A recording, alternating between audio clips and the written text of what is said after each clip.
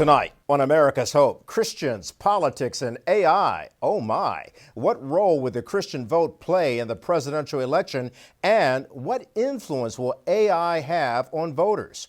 Craig Huey, best-selling author and nationally recognized political commentator, and Neil Mammen, author and co-founder of Every Black Life Matters, join me to discuss Christians, politics, and AI. America's Hope starts now.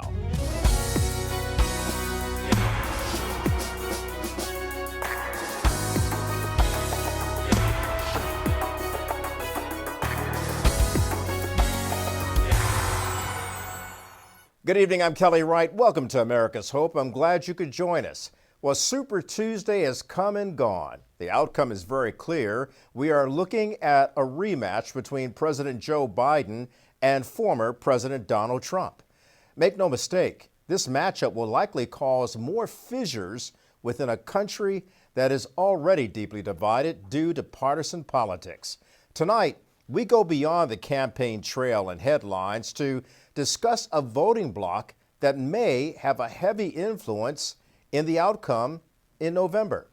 The Christian vote. Also, with the ever-expanding emergence of AI, that's artificial intelligence, what impact will the new technology have on the election? And let's not forget how adversarial countries like China and Russia, they just may try to peddle their influence on voting. That's our topic tonight, Christians, politics, and AI. Tonight's guests are Craig Huey and Neil Mammen. Now, I met with these two gentlemen at the National Religious Broadcasters Convention in Nashville. Here's my conversation with Craig Huey. Joined now by Craig Huey, and look, Craig Huey has done a lot of things in this country, but I think what's notable is that you've been a trendsetter, and you also follow the trends of what happens in terms of voting. Yes. Let's start there with what you do. Yes. And how it relates to this current presidential election campaign that's going on. Well, Kelly, this election is unlike any other. I mean, we have going on right now a drama that is based upon a complete change in the way people campaign. So marketing for campaigns is different. The Republicans are 10 to 15 years behind the Democrats in what to do. We have the election where it's going to be the evangelical vote that could decide this election. You really think it's going to come to that then? Oh, 100%. Okay. We had 25 million evangelicals who did not vote in 2020. In the swing states, there's 6.9 million evangelicals who would vote 84% conservative, who stayed at home or were not registered to vote. And so the secret weapon is the church. If they get the pastor and the church out to vote, if you change, Kelly, if you change by 5 to 10% the number of people registered, you've got 20 to 25% of the people in every church in America who is not registered to vote. Get them to register, and then you have 40% to 50% who are registered who don't vote. Get 10 to 15% of them. You'll be able to win city council and school board, county, state, and you'll be able to win the presidency. Wow. I realize that 2020 there was not a large showing as we've seen in the past. Right. So what's driving that particular vote this time around for 2024? The war on Christianity that is coming out of the bureaucracies in Washington, D.C. The fact that worldwide we're in chaos.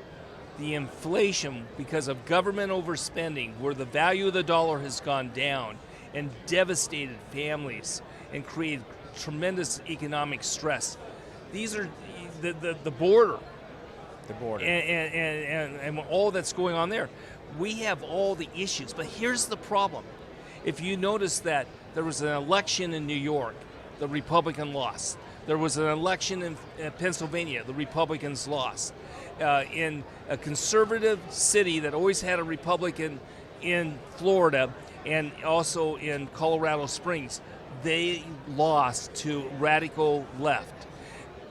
the Republican blue tsunami, a red tsunami that was supposed to happen in 2000. Never happened. Never happened.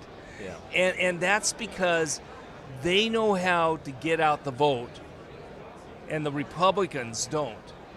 And they know how to train people how to maximize the vote and concentrate on key segments. Republicans don't.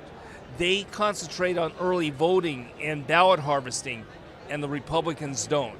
So there's a big divide and a lot of catching up, or what's going to happen is that you're going to see the polls saying, oh, it looks like the Republicans going to win, and then on election day they lose by about 7 to 10 points, and that's because the Democrats did it better. Voter turnout. That's correct. Yeah, it's something that they've been doing for many, many years. That's right. So, look, we do have a tough campaign that's going on. Yes.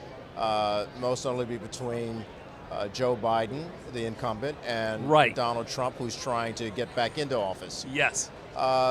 Both of these men have their own issues. They do. So how do Americans look at that, especially Americans who vote with God in mind? Yes. Well, there's many Christians that take a look at Trump and they say, I like his policies, or I like what happened when he was president, but I can't stand how he talks. I can't stand how he attacks people. I can't stand some of the words he uses. He doesn't seem like the person who should represent the U.S. And then they look at the Democrat, whether it's Joe Biden or if it's going to be Michelle or Gavin Newsom, whoever it's going to be.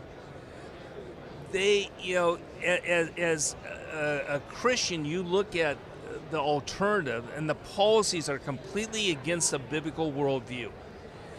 A Christian's got to vote their values. They got to be able to say, I'm for the protection of life.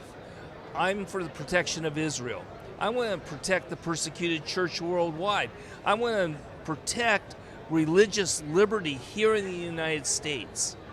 And you won't find that on the Democratic platform. You'll find just the opposite.